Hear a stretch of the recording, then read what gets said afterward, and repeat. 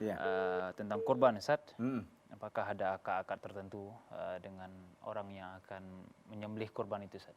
Ya, jadi mungkin maksud Bapak ini harus diucap-ucapkan gitu kan begitu. Memang kebanyakan masyarakat kita kan begitu. Bahkan ditulis tuh namanya lalu ditempel di leher lembu hewan itu ya, kambing atau sapi itu, lalu dibacakanlah ini kurban atas nama si Polan dan si Polan.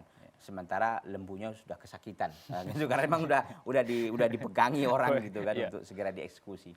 Saya kira begini, innamal a'malu binniyat. Ya, sungguhnya semua pekerjaan itu tentu diawali dengan niat. Dan Allah Azza wa Jalla, dengan kita niat saja itu sudah Allah Azza wa Jalla ketahui. Sudah Allah Azza wa Jalla ketahui, dan Allah Azza wa Jalla tahu bahwa ini orang ikhlas atau tidak ikhlas. Kan begitu dalam kita beramal.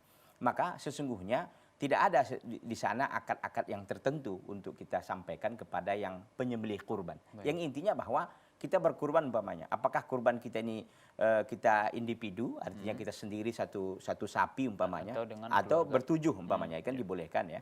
Atau satu ekor kambing, tidak ada masalah. Lebih baiknya pun kita yang menyembelih, sebagaimana dilakukan oleh Nabi SAW ketika beliau berkurban 100 ekor unta. Yang beliau sembelih itu sekitar 63 ekor unta dengan tangannya. Sekalipun memang menyembelih unta tidak sama dengan sapi ya, karena unta itu dinahar itu ditusuk ininya, lehernya begitu. Tapi intinya bahwa tidak ada akad tertentu. Yang penting ya kita serahkan bahwa ini kurban saya, silahkan disembelih dan dikasih upah.